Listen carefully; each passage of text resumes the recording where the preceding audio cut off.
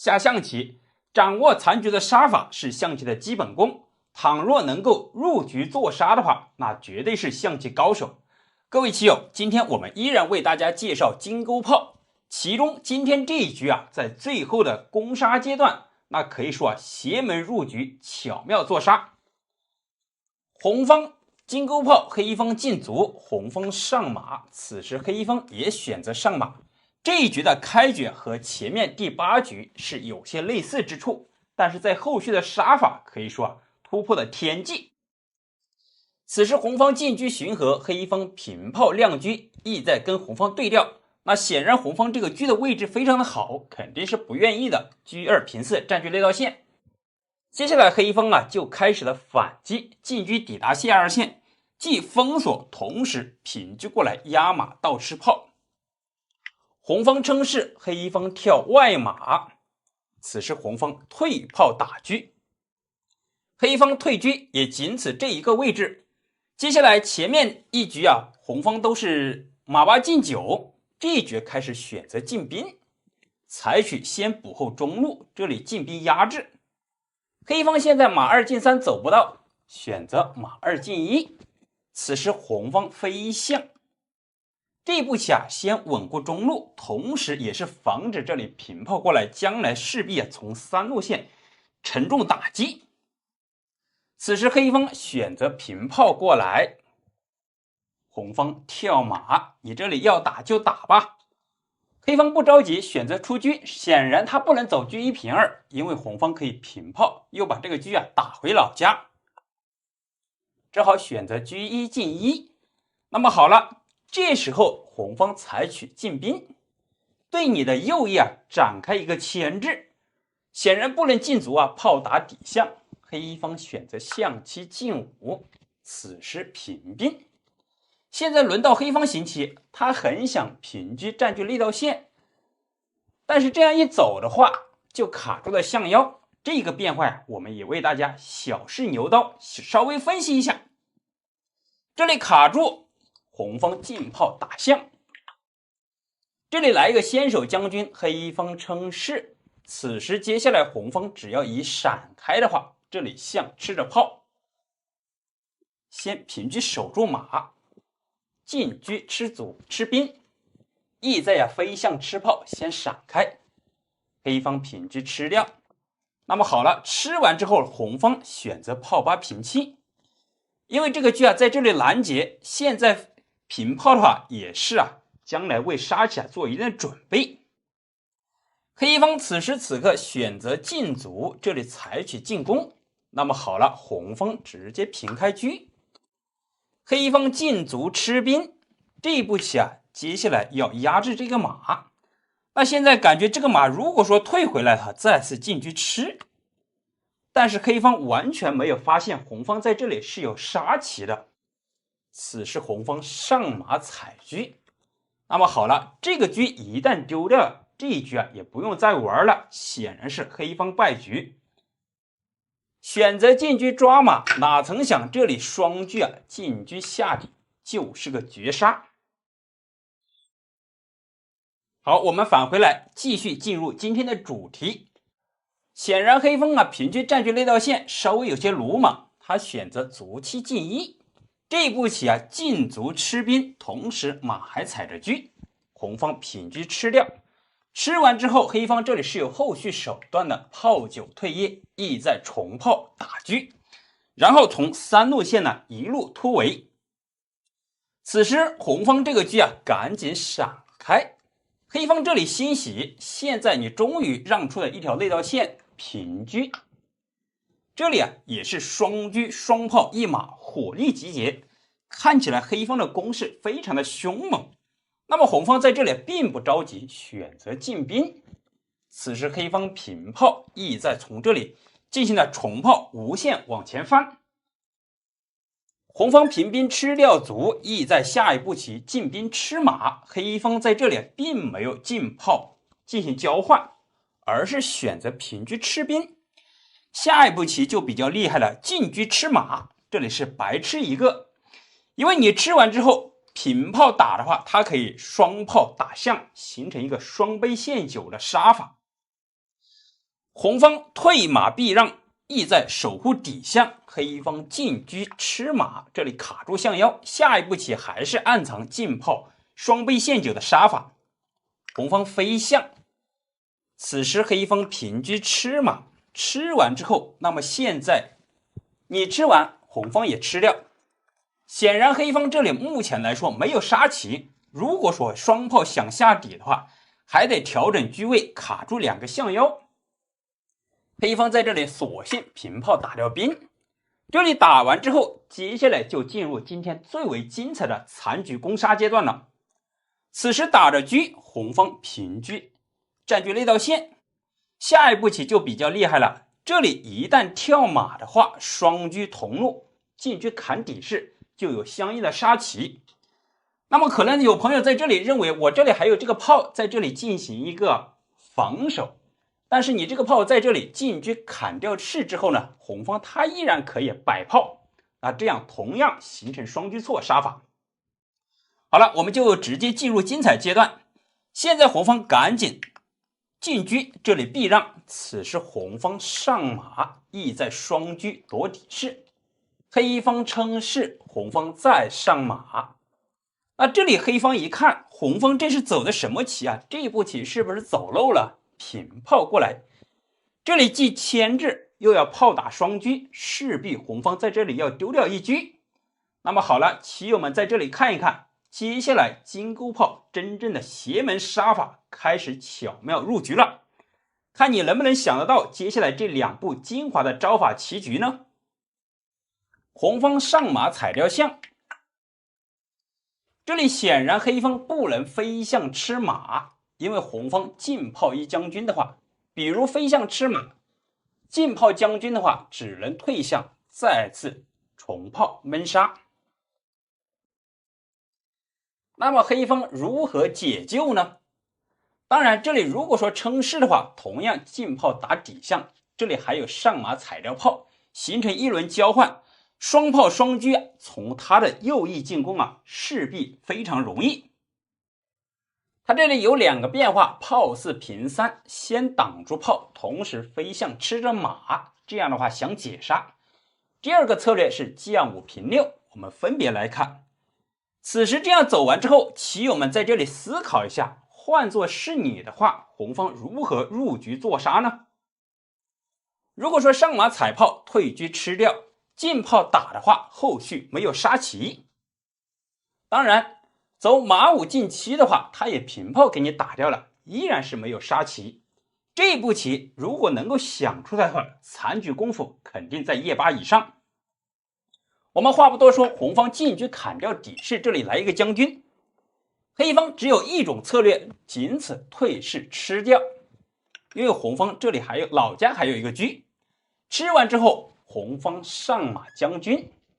那么好了，如果说将五进一，马后炮绝杀，仅此选择将五平六。当然可能有棋友们在这里有一个疑问，能不能平炮挡住呢？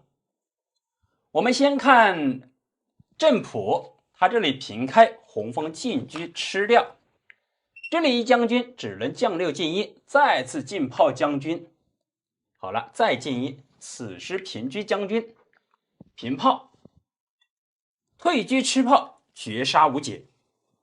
我们返回到这里先前局面，这里还有一个小小的细节杀法。当然在这里红方跳马将军的时候，黑方如果说平炮挡枪行不行呢？此时红方进车吃炮，吃完之后接下来平车，G6平4就是个绝杀。那么现在如果说这里将5平6的话，又是进车砍底式，和前面杀法一样。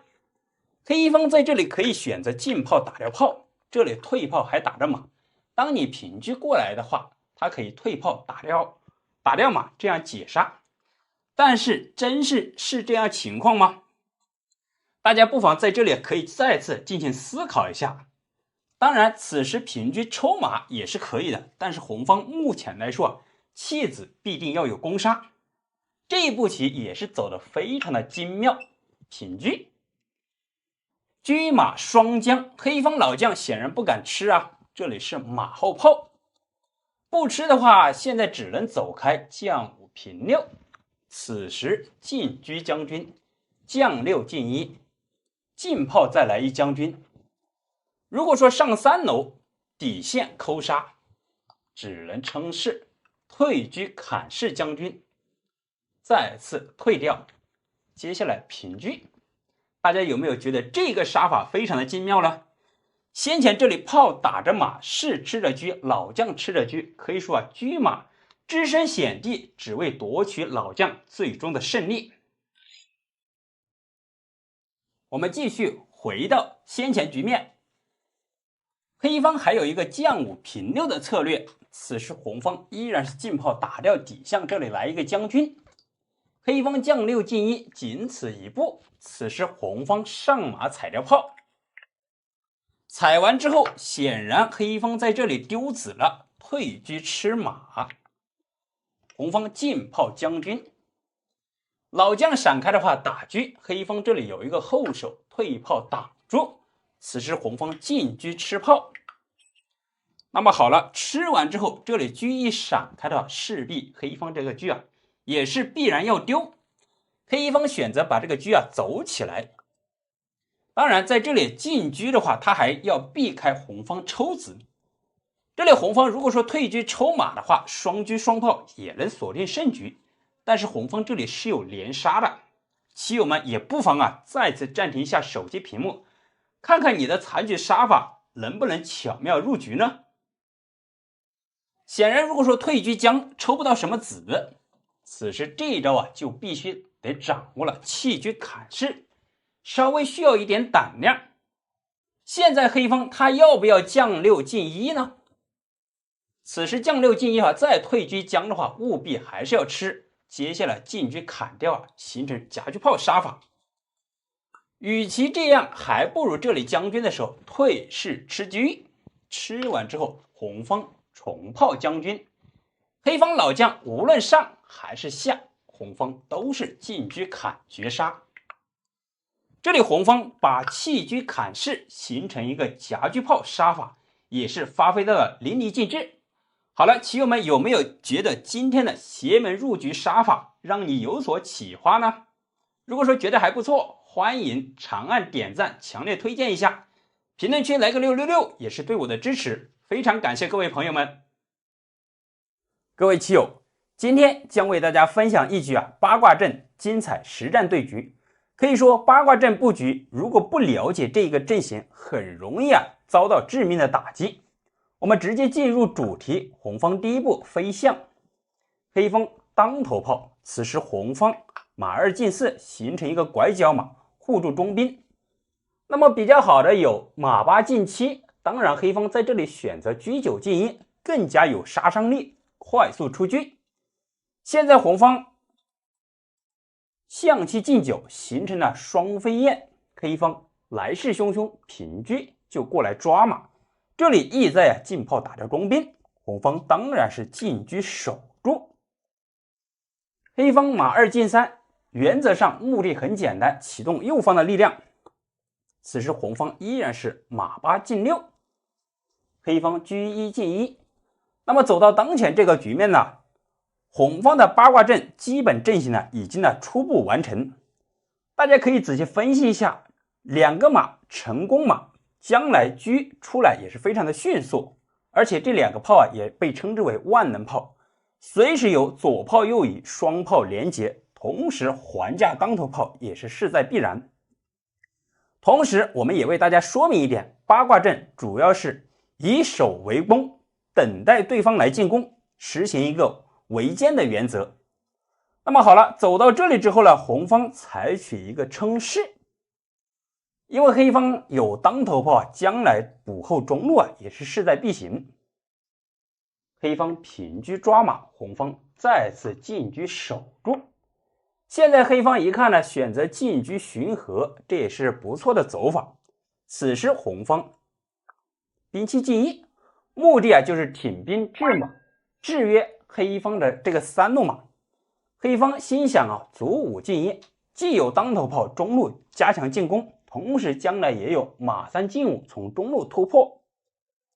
那么好了，走到这里之后呢，红方还价当头炮，发挥出万能炮的作用，黑方上马。那么接下来这一步棋红方可谓是走出了一个厉害的招法，炮8退2。这是几个意思相信大家细心的朋友一眼就能够看到，品炮过来打车。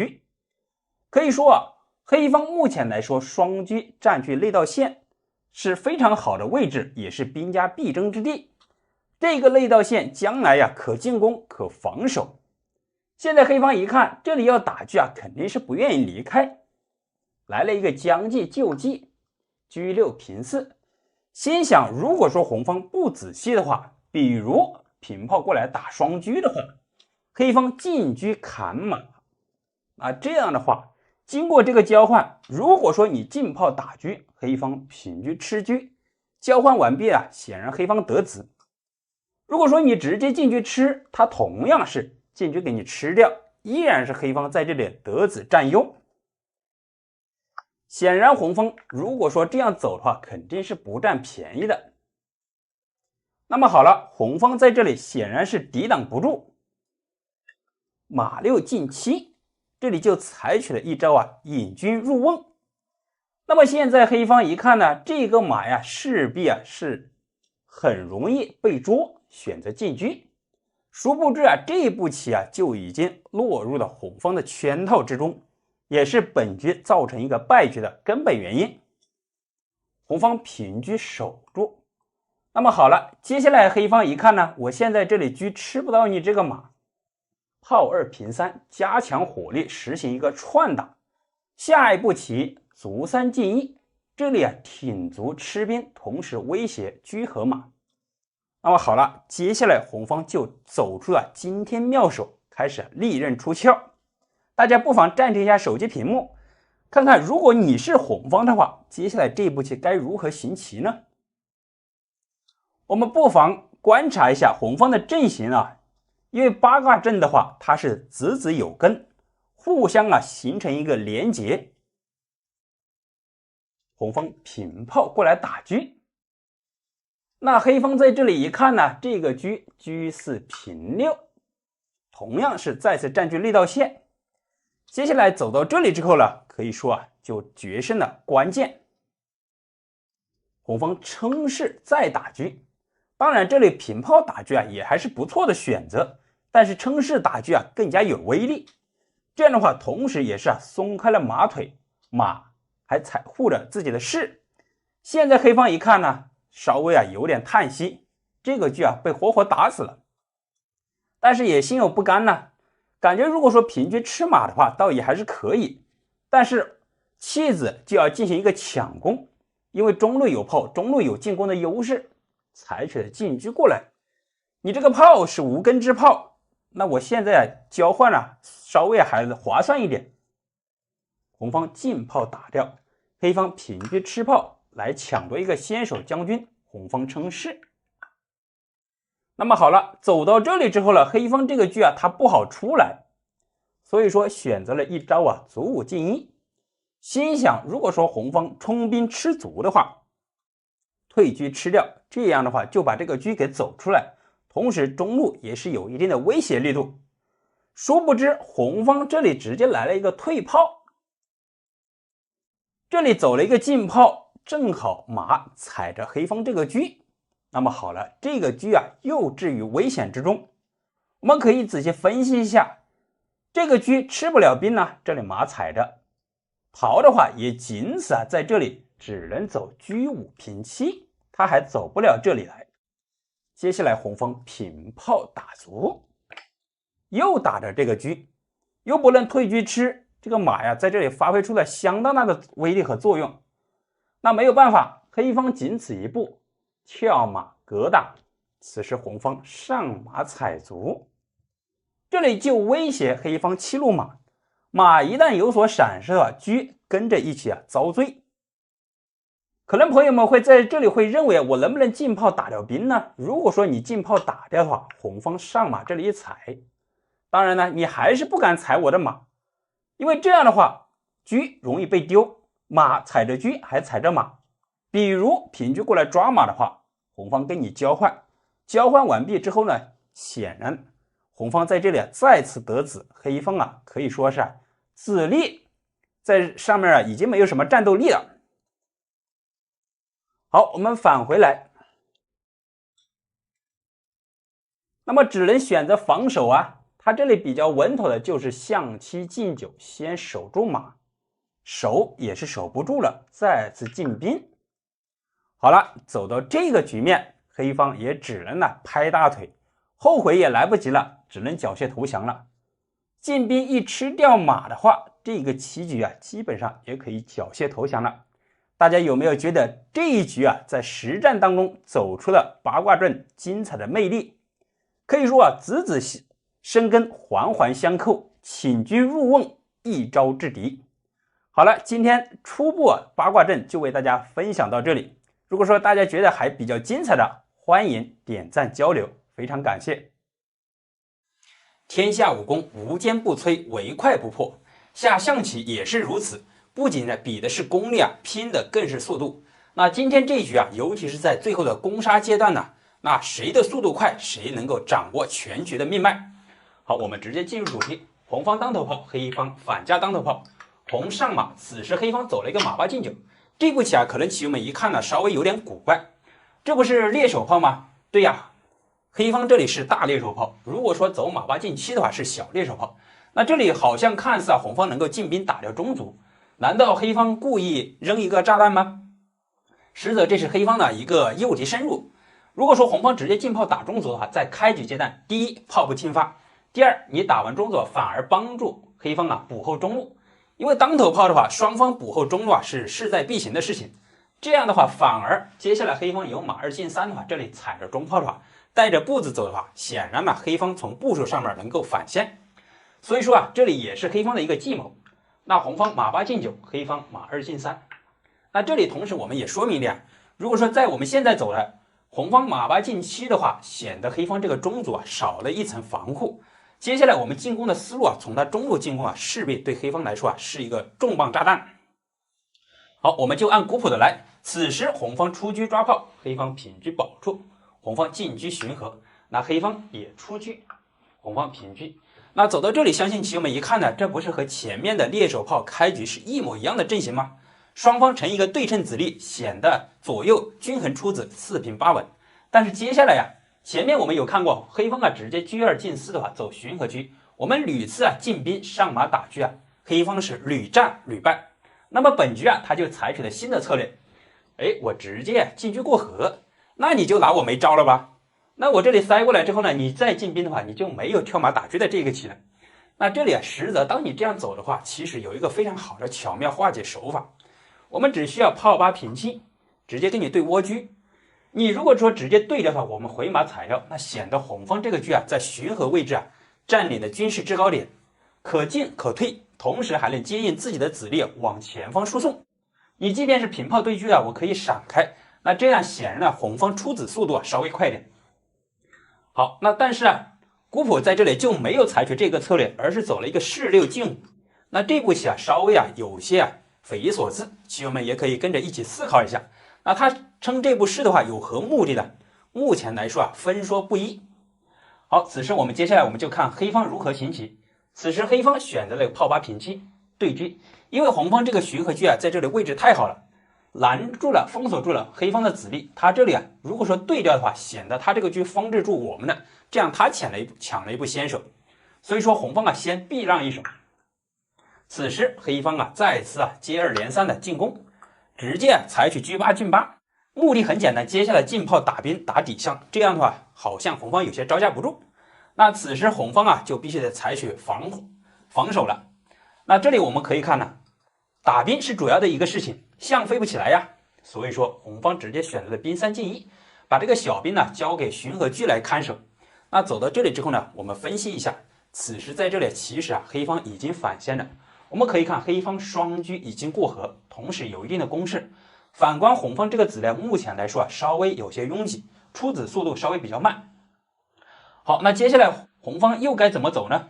当红方进完兵之后呢，黑方这里又扔了一个小小的炸弹，感觉好像黑方进攻不动但是他这里卒鸡进一啊，就是一个非常有力的进攻。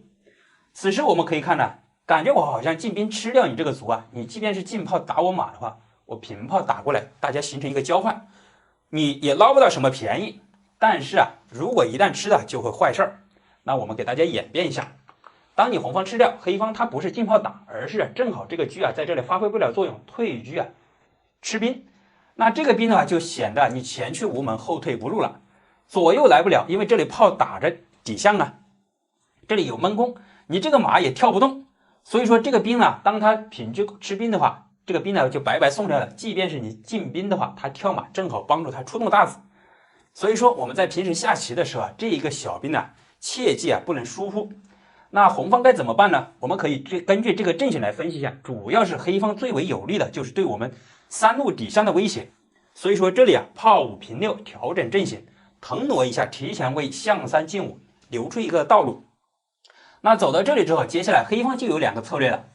第一，进卒吃兵；第二，进炮打兵。那我们今天先看它进卒吃兵的变化，这个变化稍微比较简单，而且比较直接。那吃完之后呢，红方能不能平车杀过来呢？古朴啊，虽说没有这么走，但是通过现在的推演呢，平车杀过来是完全没有问题的。我们也给大家演绎一下，红方平车杀过来的话，起初呢，古朴肯定是担心的，黑方炮7进1的话，接下来炮5平车的重炮打车打马。然而呢，从这里进行反击，因为正好借助这个9路马刚才给炮生根。那其实这里考虑啊是多余的，红方完全可以啊象3进5。此时当你在平炮打车打马的时候啊，我们这个车啊完全可以走开。你进炮打马，我平炮打掉，夺回狮子。那这里红方还有一个更加好一点的招法，就是当你打车的时候，我直接啊车3平2来跟你对这个车。你这个车啊在这里卡住象1的话，而且抵达下2线，如果说你跟我对掉的话，那我这里减轻了压力。如果说你不对的话，我这个车马在这里能起到防护作用。当然呢，古朴并没有这样走，而是啊另辟蹊径，出奇制胜，直接走了一个炮6进1。这一步棋啊，这里打车，同时啊不让黑方这个小卒来犯。那此时黑方又有2个变化，第一个是直接平车吃兵，第二个是退车，G2退2。那首先我们看，如果说平车吃兵的话，那显然这步棋啊走的有些漏招，我们往后演绎一下。这里显然正好在马腿上面，我们这里直接退炮的话，马踩车，炮打着车，黑方啊势必要丢掉1车。那仅此啊车1平车吃炮，选择车1车换2，那红方吃掉。此时啊这里还打着车，那他的策略就是吃一个逃一个，再次退车抓马，这个马呀是无处可走。那赶紧飞象补后，防止吃完马之后进行闪击，然后打闷弓。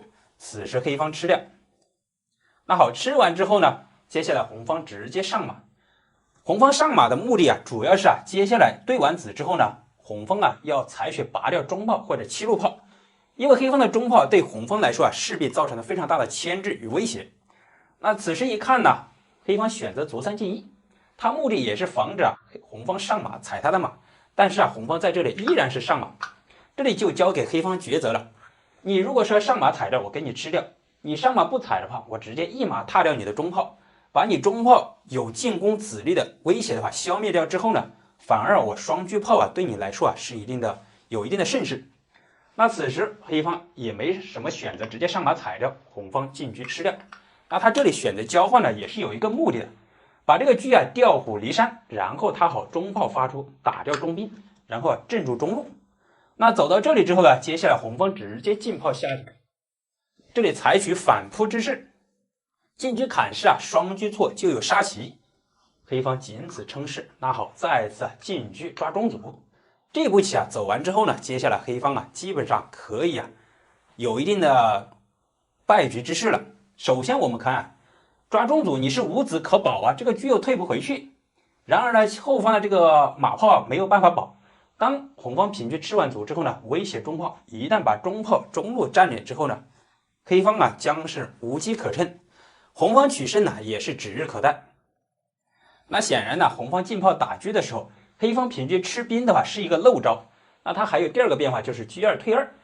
那此时啊，红方这个马呀是在黑方这个炮口里面的，这个马又跳不开。照常理来说，我们有象5、象3或象7啊，先补后一手或者退炮啊进行防守一下。但是古朴在这里就直接采取了一个弃马，准备出奇制胜。这步棋可谓也是走得匪夷所思，直接兵9进1。难道这个马不要了吗？治这个马不顾吗？那么接下来黑方有进卒吃马以及进炮打马。那此时黑方直接卒7进1。其实这2个变化都有，我们先看他进卒吃马的变化。那这里感觉好像红方可以平炮打过来，实则如果说打过来的话，红方就得不偿失。这里没有打的话，也是为后面的杀棋做准备，直接选择上马打车。那黑方一看呢，迅速躲开，同时集结火力到左翼准备进攻。那走到这里之后呢，红方依然是跳马，这里就准备踩掉黑方的3路马，从这里再进行反扑。此时黑方直接进卒吃掉，吃完之后呢，这里暗藏进炮打象就是闷攻。此时先飞象补后一下。好，那么走到这里之后接下来就是今天非常精彩的时刻到了。那接下来黑方又该如何走呢？他这里选择了直接再次冲卒，那势必会有3车闹市的这样一个走法。那此时且看红方的惊天妙手，直接上马踩掉3路马。这里目的很简单，因为这一块这个马在这里是一个精华所在，它导致了其他子力没法进攻。此时黑方平炮打过来，那好，接下来直接进炮下底，暗藏有进车砍士再次车8进8双车错绝杀。此时黑方士6进5先补后一手，当你这完补完之后呢，直接进炮打掉底士。这里就走的比较凶狠了。目前来说这里来说他也不怕你抽将，所以说直接选择的直接冲卒过来。这就显现了黑方和红方现在在较量，到底谁的残局功夫更高，到底谁的攻杀速度更快。那此时我们看红方直接来了一个直接退炮一将军。这里将着军呢，黑方又有2个策略，第一个是士5退4，第二个是象3进1。我们分别来看。首先如果说退士的话，那好，直接炮6平3。这步棋意欲何为呢？这里既解杀，同时进行还杀。因为接下来红方进车砍士将军这个老将起来再次车8进8，一点就是个绝杀。那这里黑方能不能进攻得动呢？那首先我们也可以尝试一下。显然呢，这里进卒吃底士的话，远不了平卒吃中士好。直接吃掉，那显然再次称列是吃掉。那接下来当你进去吃的将军的时候，这里可以退炮进行回防。那走到这里之后，棋友们一看黑方没有杀棋，反观红方吃士是势在必然的，你没有任何子力能够进行阻挡。士一旦吃完之后双车通透，接下来双车错也是势在必行。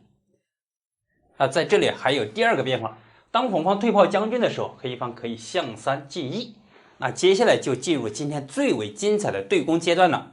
那棋友们也可以此时站队，你是认为红方能够获胜呢，还是黑方能够获胜呢？那走到这里之后，红方直接甩炮到边路，接下来重炮绝杀。好，棋友们可以跟着一起思考一下，黑方能不能反败为胜呢？那这里黑方有2个思路，第一个是直接平卒吃掉中士，采取一个进攻的思路；第二个是将5平6。那首先我们可以看黑方目前来说兵临城下，红方已经大军杀到，那到底谁快，谁能决定胜负呢？此时黑方直接平卒吃掉中士，这里一将军，红方称是吃掉。那这里首先我们说明一点吃中士要比吃底士好一点，吃底士有时候可以完全不理会你。好，那走到这里之后，接下来我们可以看黑方在进车一将军，那好像我们这里一退士进车就是个绝杀，怎么办呢？棋友们是不是黑方就已经获胜了呢？在这里要给大家分享一个小小的技巧，这里是可以解杀的。红方不要退士，而是要退象。为什么说在这里退象呢？当黑方内道有车，底线有车，双车夺底士的时候，我们退象的目的就是提前为老帅上3楼留出逃生的空间。那此时黑方再次平车吃掉，那再一次我们这里退士，棋友们接下来就会发现，你双车夺底士无论如何你都不能够连将杀。好，那走到这里之后呢，接下来是平车吃士还是进车吃士呢？显然进车吃士稍微好一些。如果说平车吃士你双车只能在6路的内线上面。所以说进车吃士呢能够在底线呢畅通无阻，同时按照我们平时的手法，这里还能抽掉内道车。那这里一将军的话只能起来，再次平车一将军。此时帅五只能平6，不能来4，平车就是个绝杀。再次平车一将军，然后只能过来。那走到这里之后呢，如果是黑方平车将军的话，显然呢，我们这里再次过来了。你这里抽不抽车我们都是进炮将军。然而你这里是没有连将杀的，那怎么办呢？平车再将军再守到中路了。那此时眼看呢，黑方这里是进攻不动，那这里退车吃又意义不大。那比较好的就是出将。那此时出将好像是解杀，同时这里接下来平车就是个环杀。那棋友们，红方如何进攻呢？接下来只需要一招起就能够致命。那相信棋友们能够一眼就看出来，这里不是进炮重炮将军了，而是直接进车。这里就没有必要退车跟你对车了。如果说想送个人情呢，退个车对个车大家走一个和气生财。但是如果比赛的话，那这里直接进车就是一招致命。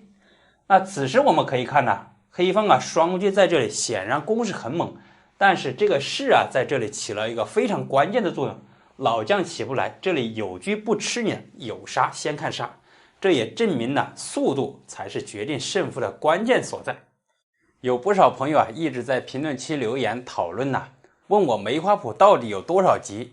那今天我就不卖关子的，今天就是最后一局收官之战。好，我们先进入对局。此时双方都跳马，这里也是大猎手炮最后的变化。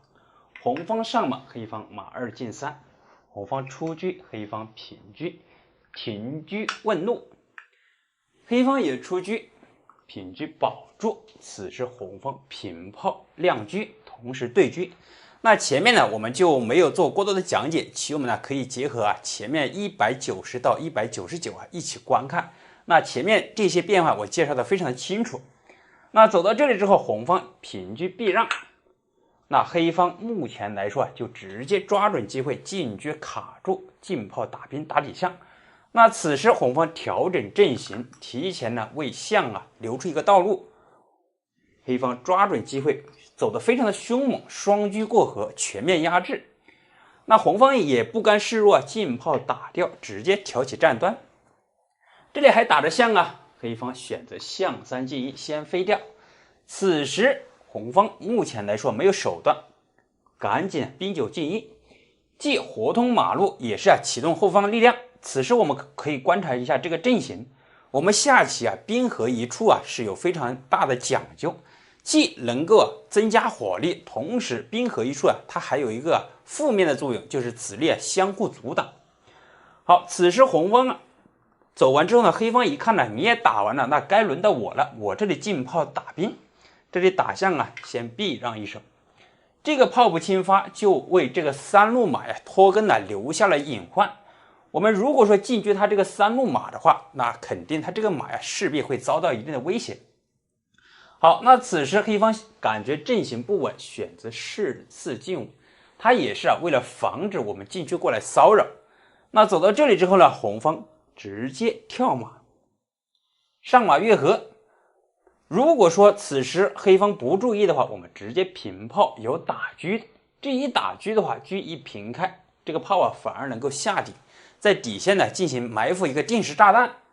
所以说黑方也赶紧平车吃掉，既这里咬着炮，同时也避让了红方平炮打车的先手。那接下来这一步棋可谓是开局里面走得非常精彩的部分。红方直接上马踩掉卒，既弃马，同时也弃炮。那这里如果说直接先吃马的话，那这个变化是最为简单、最为舒淇的。那棋友们，前面我们介绍了，接下来我们继续看他先退车吃炮。退车吃炮呢，稍微稳妥一点。那这里主要是退完车吃炮呢，还守住自己的这个马。其实在这里红方既弃炮又弃马的目的主要是选择一个交换，因为这个马不吃也是不行的。吃完之后想的是进炮下底，所以说黑方在这里他忍住贪吃，直接平车，牵制住5根车炮，还暗藏有平车过来吃我们这个3路马。此时红方进兵，目的接下来是回马打车，这个车将会打得很可怜。一旦回马打车，这里还带着踩着象，还有卧槽将军这样一个棋，反而帮助红方运子行棋。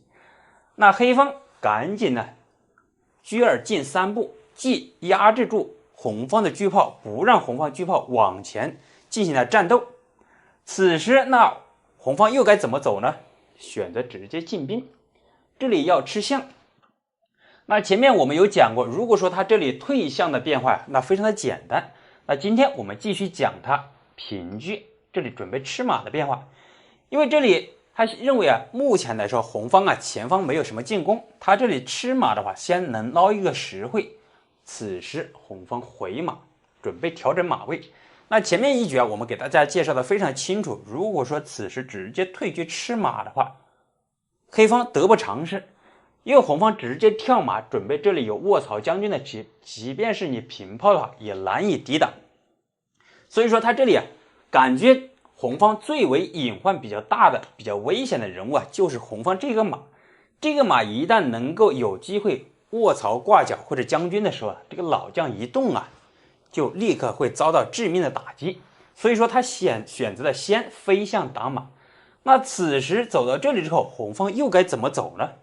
感觉好像给红方出了一个难题。那红方这里选择直接平兵，这步棋就稍微有些不可思议了。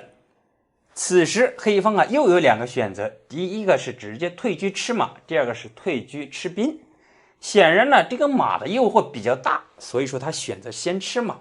那这里一旦吃完马之后，就接下来迅速落入败局。这里刚才弃兵这个目的感觉好像可能水平稍微低一点的朋友会看不清楚这步棋到底有何寓意，实则这里是为车8平9提前让道。此时红方直接上马踩着炮，这步棋走的比较凶狠。如果说你不吃称士的话，我们这里依然是平车，因为你底线无子可挡，同时这里还飞了一个高象，车又退不回去，所以说黑方赶紧直接先把这个马吃掉。那好，此时红方车8平9，接下来相信棋友们一眼就能够看出刚才这个平兵让道的好处。这里接下来直接暗藏绝杀，这里还有平炮打车抽车，那他怎么办呢？没有办法，那此时赶紧退士。那可能有朋友会认为，那我这里退象的话，你不就是没有目前来说这么凶狠的绝杀吗？其实这里主要目的并不是为了吃士或者吃象，是抽你这个车。那红方平炮这个车一打掉的话，那接下来这步棋相信棋友们一看红方有非常凶猛的双车，黑方是单车，像这样的棋的话，一般来说很少能够决胜的。仅此退车吃兵。此时这里红方依然是进车，那他只好选择称士双士进行连环。此时红方退炮。那好，走到这里之后，相信棋友们一眼能够决定出胜负。接下来平炮过来进行了破士就是个双车错的绝杀。好，我们继续看古谱的第2个变化，就是这里忍住了没有急于贪吃马，而是选择退车吃兵。其实在这里黑方退车吃马也好，退车吃兵也好，这2个变化稍微都是不太合适。我们可以分析你这里一个单车守住我们强大的进攻，那显然单车是不够的。如果说红方这里脾气不太好的话，想办法把你这个车给对掉的话，显得你右翼没有任何子力，大子进行回防。你这里车炮在这里又没有什么攻势，所以说我个人认为比较好的是直接平车过来，既卡住不让红方出车，同时在这里双车进行连防的话，势必黑方还可以一战，红方目前来说还没有那么快的杀棋。好，我们研究古谱就按古谱的来。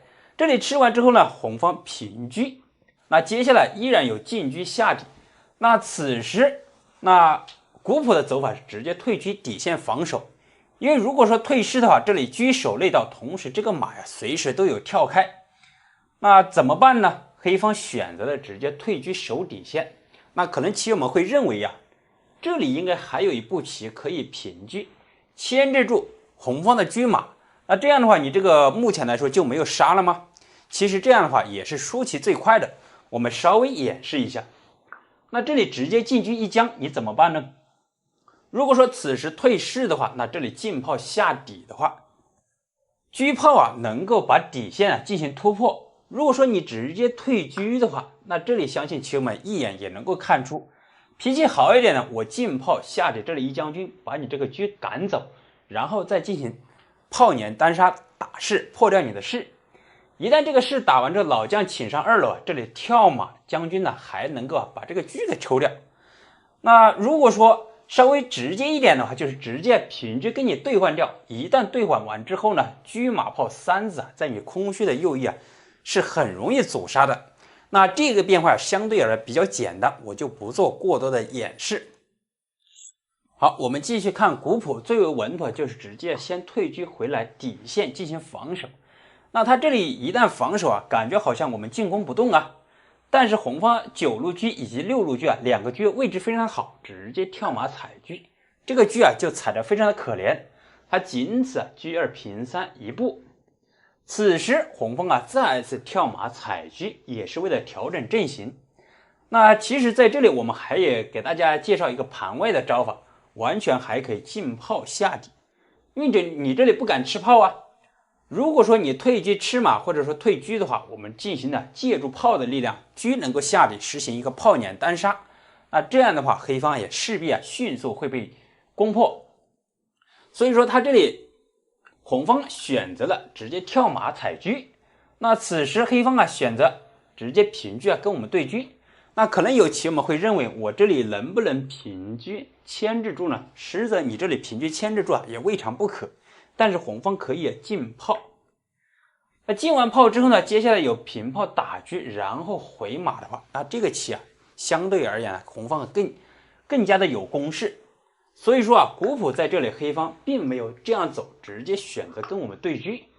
此时红方采取直接干脆果断跟你对调，那这里黑方选择退士。好，棋友们这里一看，大家就会一目了然。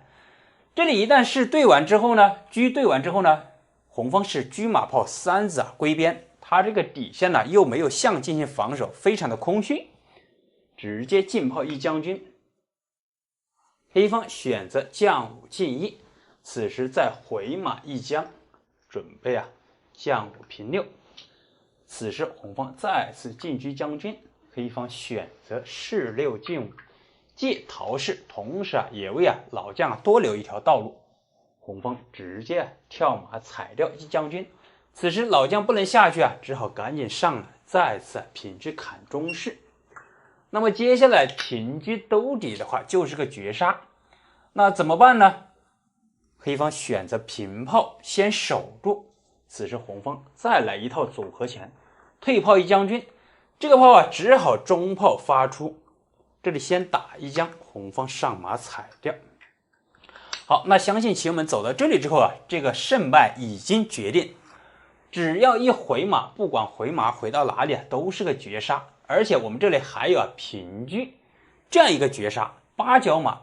所以说车马炮3子组合这个杀法大家一定要牢牢掌握，而且也非常的精彩。好，梅花谱整个系列合集已经全部为大家分享完毕。如果说棋友们觉得还可以的话，欢迎在评论区留言，留下你想要的棋局，我将择期为你讲解。在此也非常感谢棋友们一路的支持和鼓励。